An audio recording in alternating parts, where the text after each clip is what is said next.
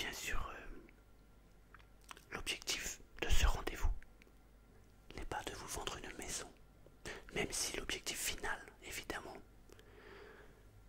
ça serait génial de vous avoir comme client, mais on n'en est pas là. D'ailleurs, vous ne me recevez pas pour ça finalement. Alors pourquoi je vous dis ça? Parce que, en fait, nous ne savons pas si une solution est possible entre votre projet et ma réalisation. Et si c'est le cas, quelle est la meilleure solution? Pour l'instant, on ne le sait pas. Alors vous savez, monsieur et madame Leroy, vous savez, construire une maison, ça coûte cher. Et c'est compliqué. Ne croyez pas que ce soit facile de construire une maison, parce qu'il y a de nombreux paramètres et il faut tous les aborder. Et je n'ai pas le droit de me tromper, parce que pour vous c'est un projet de vie et c'est un projet qui est extrêmement important. Alors, pour que nous établissions ensemble le meilleur projet, et en pensant à tous ces aspects, sans rien oublier, il faut qu'on ait un entretien ouvert, sincère, et surtout que l'on se dise tout. Vous saurez tout sur les maisons que je représente. Vous saurez comment nous construisons nos maisons, les matériaux que nous utilisons, les styles de maison que nous avons. Vous connaîtrez les prix, vous connaîtrez aussi les garanties. Nous verrons ce qui est possible et ce qui n'est pas possible. Il y a des choses que l'on peut faire et d'autres que l'on ne pourra pas faire.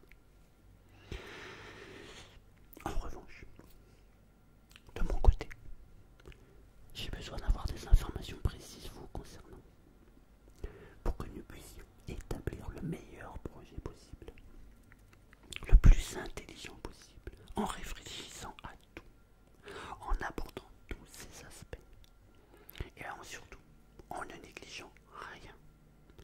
Il faut qu'on se dise tout et que nous ayons un entretien sincère, honnête et transparent.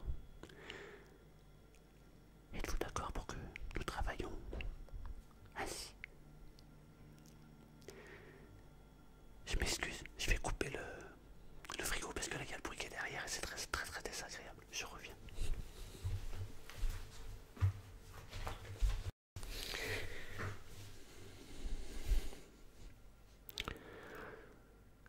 Eh bien, je vous remercie d'accepter de travailler ainsi, car nous allons pouvoir aborder votre projet le plus sérieusement possible.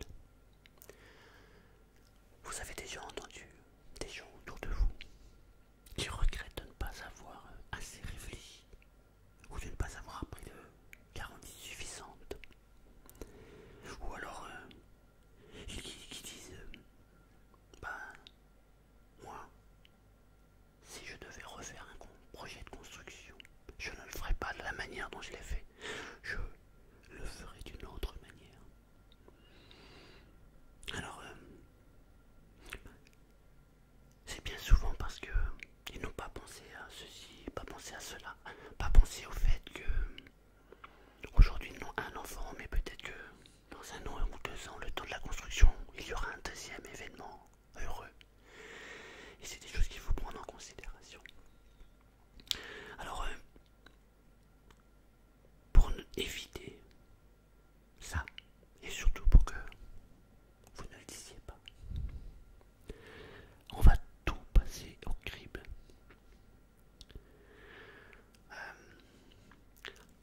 Comme je vous l'ai dit, je vous propose de commencer par vous. Car dans votre projet, si la maison est importante, vous l'êtes encore plus, car c'est vous qui allez habiter dans cette maison. Et en fait, c'est la maison qui doit s'inscrire dans votre projet, qui doit s'inscrire dans votre vie, dans votre projet de vie, et pas l'inverse, comme on le voit trop souvent.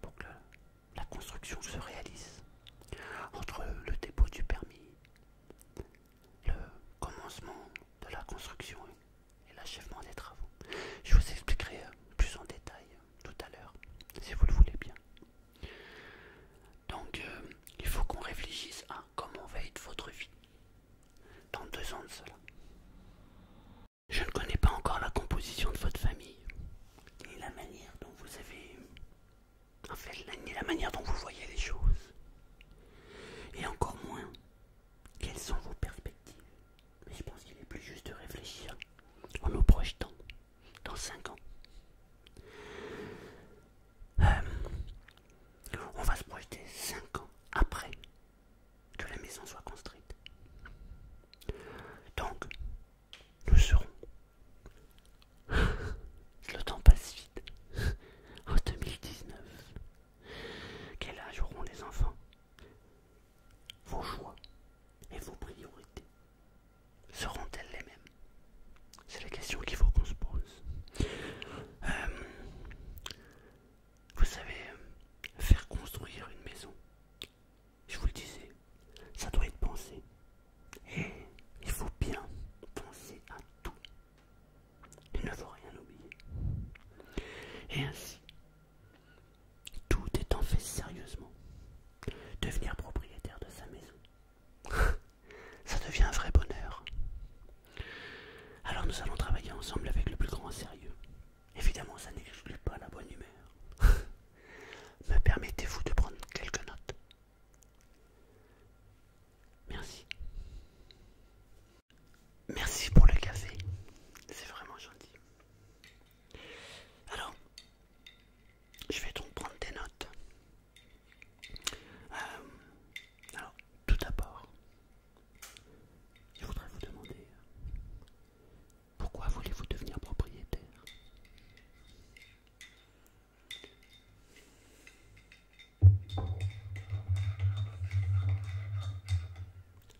D'accord. C'est donc un investissement en plus d'un projet de vie. C'est-à-dire que vous ne voulez plus payer de loyer à perte. Vous avez entièrement raison.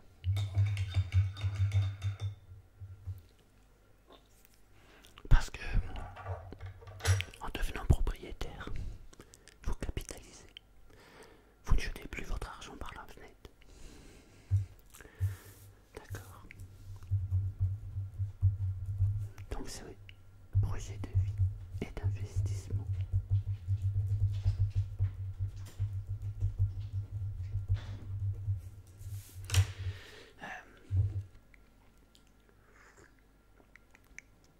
Et pourquoi préférez-vous une maison?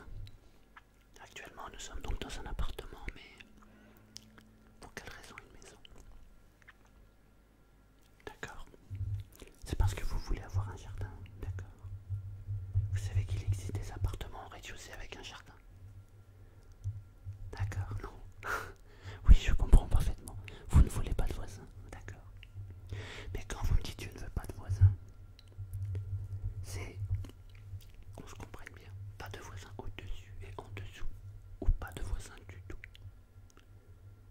D'accord. Non, oui, c'est important parce que dans le choix du terrain, si je vous présente un terrain qui se trouve par exemple au lotissement, donc vous n'êtes pas mitoyen par vos voisins, puisque nous sommes dans une région où nous avons la chance d'avoir des grands terrains. Mais par contre, vous aurez des voisins. Voyez la nuance. Voilà, donc j'entends bien. Donc, au contraire, vous voulez des voisins, ne pas être isolé. Mais par contre, vous ne voulez pas de voisins collés à vous. D'accord, très bien.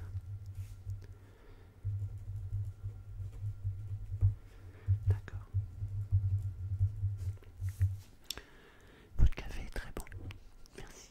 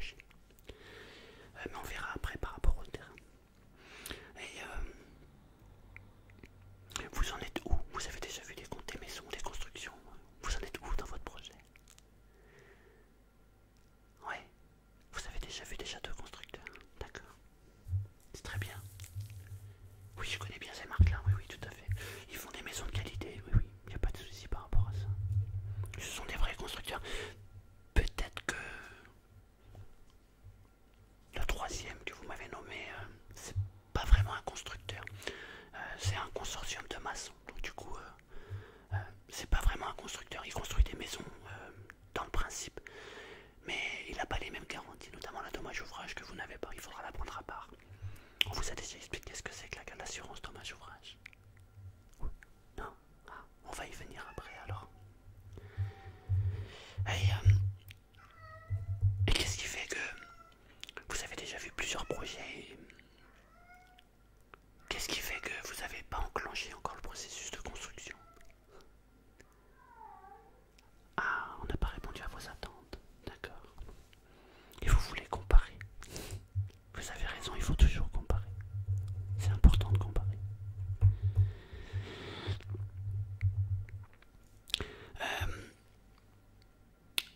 Le projet que vous avez en tête, vous allez le financer de quelle manière?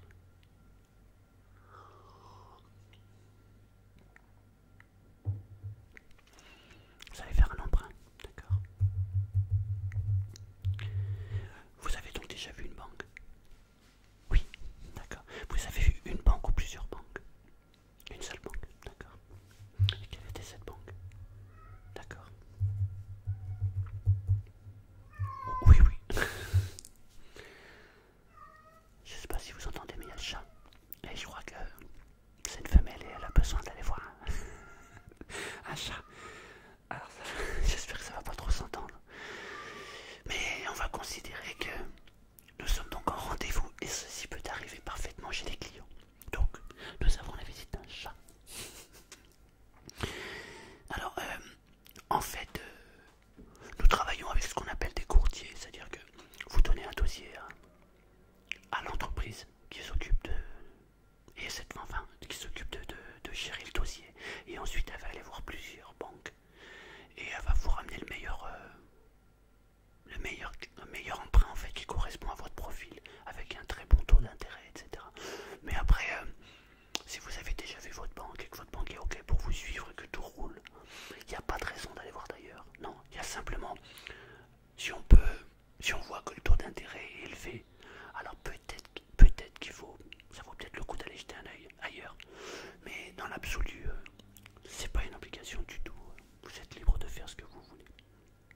Par contre, c'est important pour moi de connaître le montant de votre emprunt, parce qu'il me permet de savoir comment on peut dissocier l'enveloppe globale entre le terrain, la maison, vos besoins, vos envies, ce qui est réalisable ou pas. C'est ce que je vous disais tout à l'heure. Est-ce qu'on est en phase ou pas? Donc, la banque vous a fait un projet de quel ordre? Quel est le montant? 200 000 euros. D'accord. Dans les 200 000 euros, est-ce que ceci comprend les frais de notaire ou pas? En fait, avez-vous un apport? Vous avez un apport de 10 000 euros. D'accord. Donc, comme vous me dites le projet est de 200 000 euros, c'est 200 000 plus 10 000 ou c'est 200 000 euros inclus les 10 000? Non, c'est 200 plus 10 000. D'accord. Ah oui, vous voulez garder les 10 000 euros pour les finitions de la maison. C'est très bien. C'est très très bien de penser aux finitions parce que vous l'avez sûrement remarqué, il y a beaucoup de projets où la maison est finie et pourtant l'extérieur n'est pas fait. Il y a beaucoup de petites finitions qui ne sont pas faites. C'est la raison pour laquelle je vous ai dit en début d'entretien que nous allons voir si nous sommes en phase ou pas. Parce que lorsque nous faisons un projet, moi j'aime quand le projet est fini. C'est-à-dire que si vous me dites je veux un projet clé en main, alors il faut que le projet soit clé en main et que vous n'ayez plus rien à penser d'autre que de décorer votre maison. Voilà. Mais avec une enveloppe comme vous avez de 210 000 euros, vu le secteur où nous sommes, votre projet est tout à fait réalisable et réaliste. En ayant vu le plan que vous avez, je pense que on peut réaliser ce projet.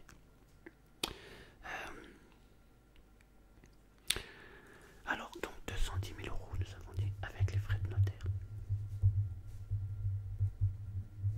D'accord. Vous travaillez à quel endroit? Vous êtes tous les deux en CDI? Oui, d'accord. Alors, monsieur, vous travaillez où? D'accord,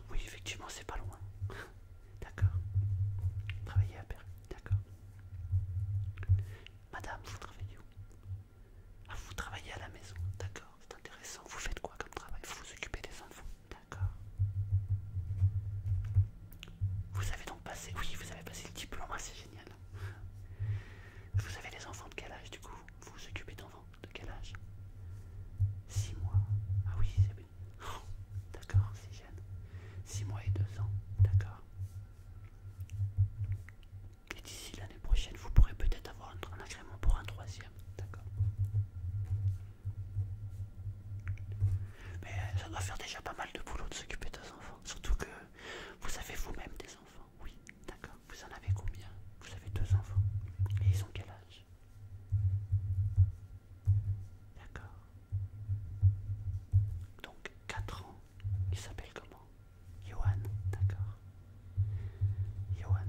Je les ai pas vus. Ils sont pas là aujourd'hui. Ah, vous avez préféré les faire garder par mamie pour que... Ah, pour être plus disponible à l'entretien.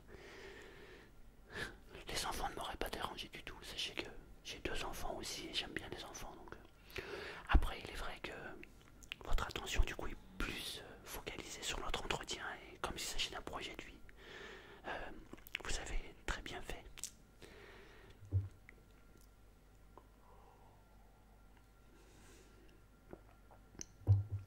Alors, Johan a 4 ans et Valentine, d'accord. Et elle a quel âge, Valentine? Elle a 6 ans. Oh, vous avez le choix du roi. C'est génial. C'est super. Mais ils s'entendent bien, ouais. Ah, d'accord, super. Et vous souhaitez alors un autre enfant? Non, vous voulez vous arrêter là, d'accord. Ok. Sur votre plan, j'ai vu qu'il y avait 4 chambres. En fait, je comprends maintenant pourquoi vous voulez 4 chambres. Vous voulez donc 4 chambres parce que vous en voulez une pour Johan, une pour Valentine, une pour vous et une pour votre travail. D'accord. Effectivement, il va vous falloir 4 chambres. Par contre, ici, vous avez combien de chambres? Ah, c'est un T5, d'accord. Ah oui, c'est pourquoi. D'accord, je comprends pourquoi. Donc, dans votre salon, vous avez le double lit. Et le rideau qui cache, c'est pour ça. D'accord. Et vous voulez plus d'intimité pour les petits que vous gardez. D'accord. C'est super de penser à eux. C'est bien. Oh, et puis même vous, oui, vous avez raison, ça vous libérera aussi. C'est très bien. D'accord. Par contre, du coup, les enfants que vous gardez sont sur cette commune. Oui, d'accord. Et vous souhaitez rester sur cette commune? Oui, d'accord.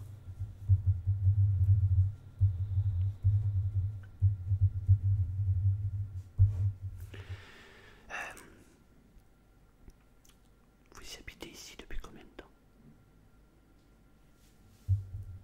Ah, vous savez, d'accord. Bon, ok. Vous êtes né ici en fait, d'accord. D'accord. Et vous voulez impérativement rester ici? D'accord. Ce sera uniquement sur la commune. D'accord.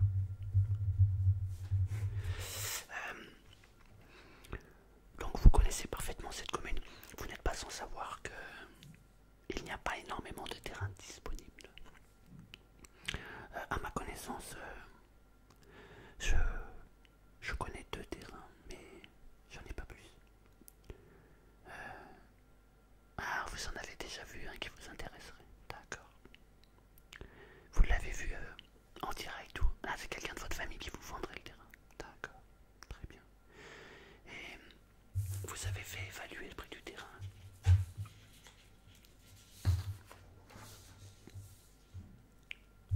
D'accord. 70 000 euros. D'accord. Il fait quelle surface? 800 mètres carrés. D'accord. Comment est ce terrain? Est-ce que ce terrain est déjà détaché ou il fait partie d'une entité complète? Ah voilà, d'accord. Donc c'est votre tante qui détache une partie de son terrain. D'accord. Il fait quelle longueur son terrain? Il est comment?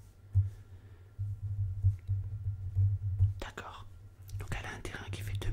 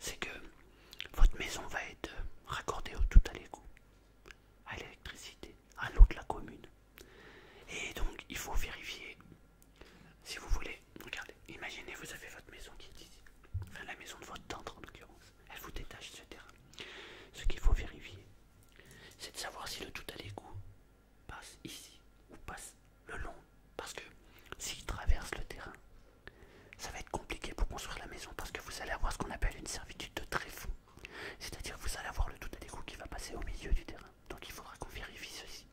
Il faut qu'on soit sûr que l'on puisse implanter la maison avant de faire quoi que ce soit d'autre. Ah, vous n'en êtes pas sûr? Ah, justement, c'est un point qui est important, oui, oui, tout à fait. Et oui, même très très important. Parce que ceci voudrait dire que il va falloir faire dévier en fait ce tout à l'écoute si jamais, attention, c'est une supposition, on ne le sait pas, mais s'il passe au milieu du terrain, il va falloir soit, on n'a pas 50 possibilités finalement, c'est soit trouver une solution intermédiaire, c'est-à-dire raccorder la première maison et dévier ce tout à l'écoute, donc le raccorder sur l'avenue principale. Ou alors, il faut décaler la construction elle-même, c'est-à-dire qu'on se raccorde sur le tout à l'égout, mais il va falloir bien orienter la maison par rapport à l'implantation du tout à l'égout. Donc c'est un élément qui est extrêmement important lors de la visite du terrain. Lorsqu'on fera cette visite, on ira voir. C'est facile à savoir, ne vous inquiétez pas, ça c'est pas un problème, c'est quelque chose que je sais, c'est mon métier, je maîtrise.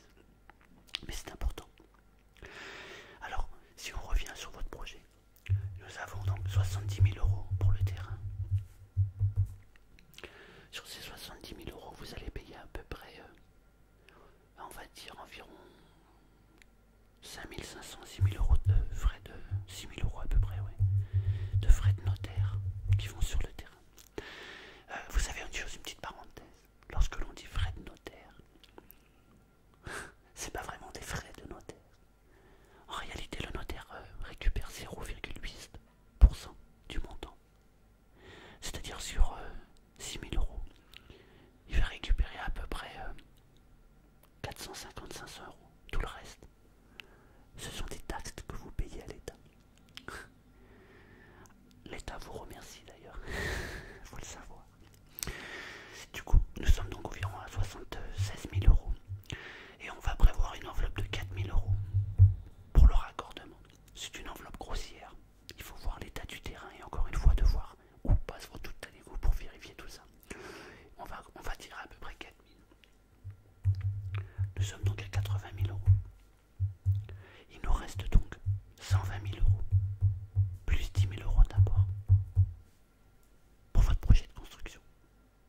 C'est ce que vous aviez pensé. D'accord.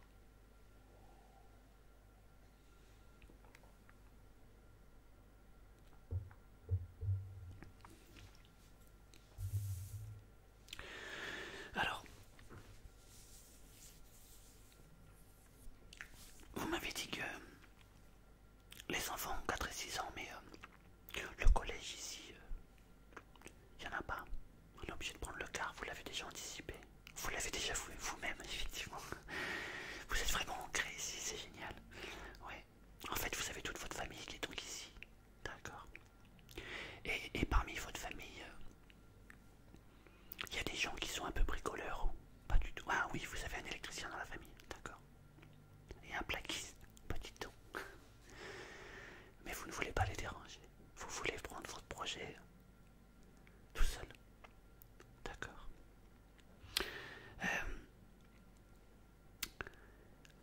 Dans votre projet de construction, vous avez envisagé de faire quelques travaux ou absolument pas?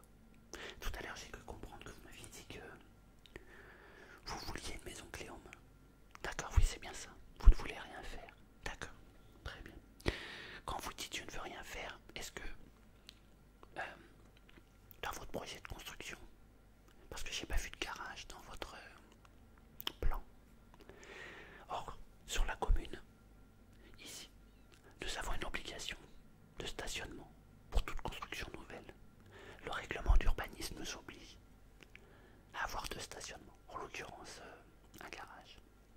Alors, il existe deux possibilités. Il y a une bagarre, il y a une bagarre de chats parce qu'en fait j'ai deux chats. C'est la mère et la fille aujourd'hui, je sais pas ce qu'elles sont pas contentes. Alors, dans votre projet, vous me disiez que... Pardon, je vous disais que par rapport au plan de la commune, le plan que j'ai ici, que j'ai ramené, parce que j'avais anticipé un petit peu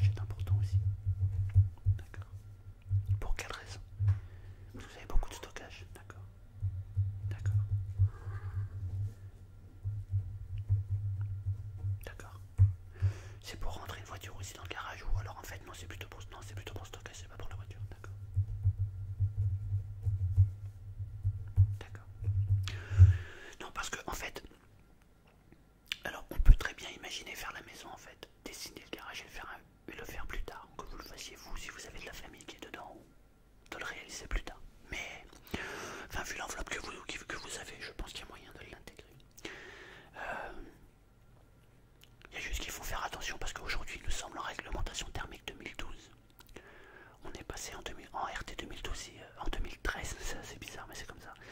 Et du coup le coût de la construction a été un peu plus élevé parce que nous utilisons des matériaux qui sont beaucoup plus performants, voilà, pour votre construction. Mais je viendrai après.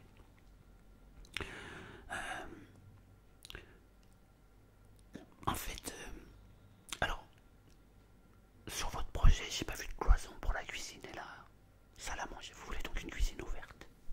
Oui. Donc une cuisine type américaine, ouais. Ah oui, vous recevez beaucoup et comme ça vous permet de ne pas laisser pour compte. Ça c'est très bien, effectivement. Oui, oui. Ah, puis c'est quelque chose qu'on maîtrise maintenant aujourd'hui. C'est vrai que les cuisines américaines, on sait parfaitement les faire. Et puis il y en a des très très jolies. Ah, vous la voyez rouge. Oui, oui, oui.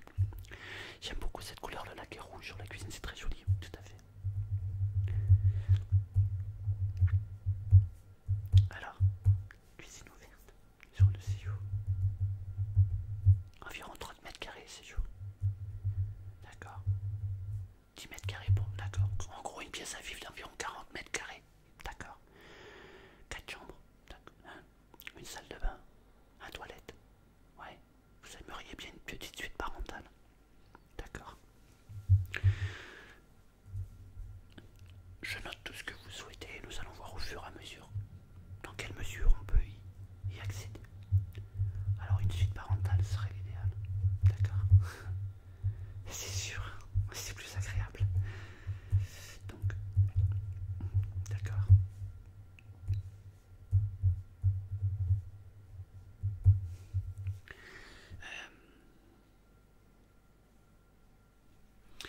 Alors, si je résume le projet, on sait que vous pourriez disposer d'un terrain d'environ 800 mètres carrés. Dans votre idéal, la maison doit avoir 4 chambres parce que c'est important dans la mesure où ça a une conséquence sur votre travail. Oui, d'accord. Ce que je vous demanderais en fait, c'est je vous ai dit au début de l'entretien que ce que nous allons voir, c'est si nous sommes en phase ou pas, s'il est possible que vous soyez mes clients ou pas, de voir si on est en correspondance, tout simplement. Alors,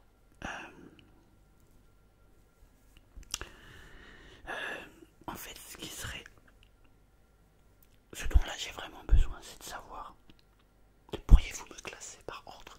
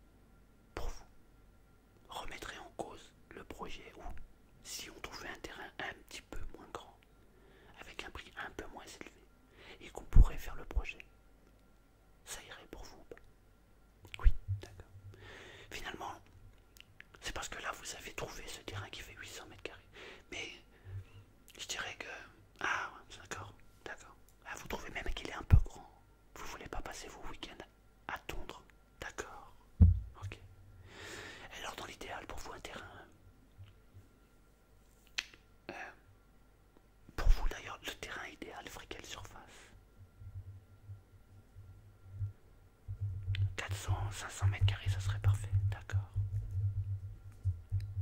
D'accord, d'accord. C'est très intéressant, oui.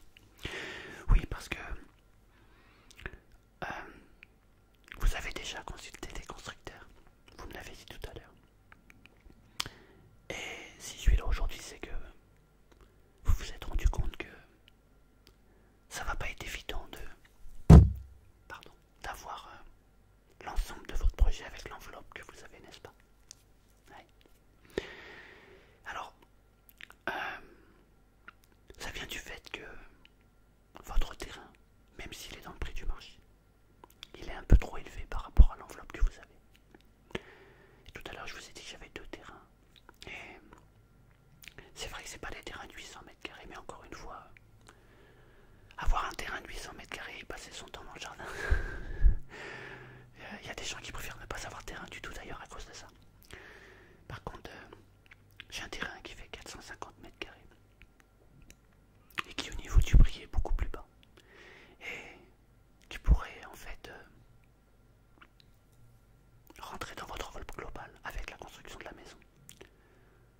Oui, et oui, ça remettrait pas en cause le projet, bien évidemment. En plus, il est pas très loin du quartier de votre tante. Il est une rue juste en dessous, donc ça reste dans le même quartier. Et vous souhaitez le voir? Oui, on n'en est pas encore ici, mais c'est une... D'accord.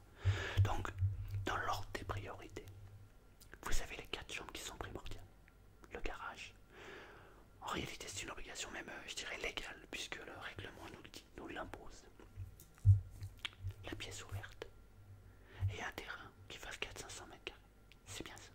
D'accord. Très bien. Alors voilà ce que je vous propose. Je vais aller au bureau d'études. Je vais regarder en fonction de tout ce que nous avons vu aujourd'hui, de tous les éléments que j'ai pu avoir aujourd'hui. Je vais voir quelles sont les possibilités que nous pouvons vous apporter. Je vais regarder en fonction du terrain, l'enveloppe maison, de la construction, de tout ce qu'on a pu voir aujourd'hui. Et on va voir si on est en phase ou pas. Peut-être que je n'aurai pas de solution. Peut-être que j'en aurai une. Et je vous raconterai ensuite quels matériaux nous utilisons, quel type de garantie nous offrons. Mais dans un premier temps, l'objectif est de savoir si nous sommes en phase ou pas. Souhaitez-vous que nous travaillions comme ça? Très bien. Alors je vous remercie beaucoup pour l'accueil que vous m'avez réservé. Je vous remercie pour la gentillesse à laquelle vous avez répondu à mes questions. J'espère que je n'ai pas fait trop policier dans le sens interrogatoire. Non, tant mieux, ça me rassure. Merci beaucoup. Écoutez, nous pouvons nous revoir si vous voulez. Nous sommes mardi. Jeudi. Jeudi, le projet sera prêt. Souhaitez-vous que nous nous rencontrions jeudi? Oui, d'accord. 18h, cela vous va? Oui. Allez, d'accord. Eh bien écoutez, je la note. Jeudi à 18h. Nous allons prendre rendez-vous. Et je vous montrerai le type de maison qui pourrait correspondre à ça, à tout ce que nous avons vu aujourd'hui. Je vous remercie beaucoup pour votre accueil. Et je vous dis à jeudi.